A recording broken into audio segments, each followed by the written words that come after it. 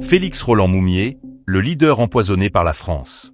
Le 1er novembre 1926, né à Foumban, dans l'ouest du Cameroun, Félix Roland Moumié. Issu d'une famille royale bamoun, il grandit dans un Cameroun encore sous domination française, marqué par le travail forcé, les discriminations raciales et l'exploitation systématique des ressources locales au profit de la métropole.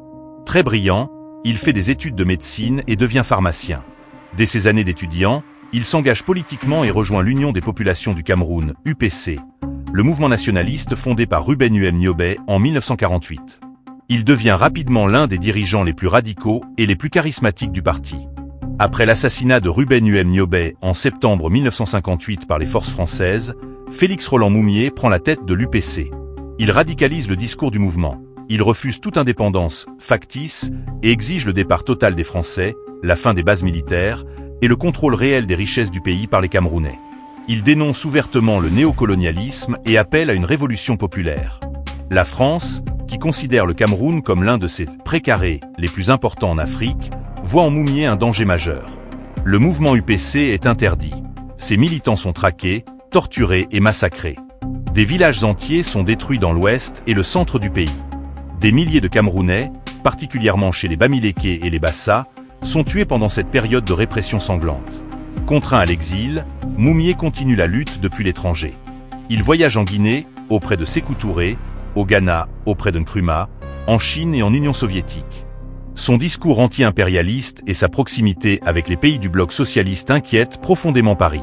Le 3 novembre 1960, à Genève en Suisse, Félix Roland Moumié est invité à dîner par un certain William Bechtel, qui se présente comme un journaliste.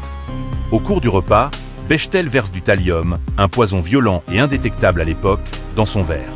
Moumié, âgé de seulement 34 ans, tombe gravement malade et meurt dans d'atroces souffrances quelques jours plus tard, le 13 novembre 1960.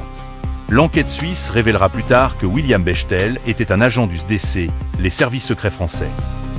Cet assassinat est l'un des exemples les plus flagrants de la politique d'élimination physique menée par la France contre les leaders africains jugés trop indépendants.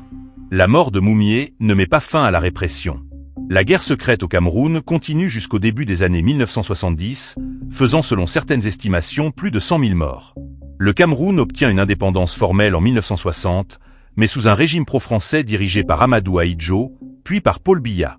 Aujourd'hui, Félix Roland Moumié reste un héros méconnu pour beaucoup de Camerounais, mais un véritable martyr pour ceux qui connaissent son histoire. Il incarne la génération des leaders africains brillants, courageux et visionnaires qui ont été systématiquement éliminés pour avoir osé rêver d'une Afrique vraiment libre et souveraine.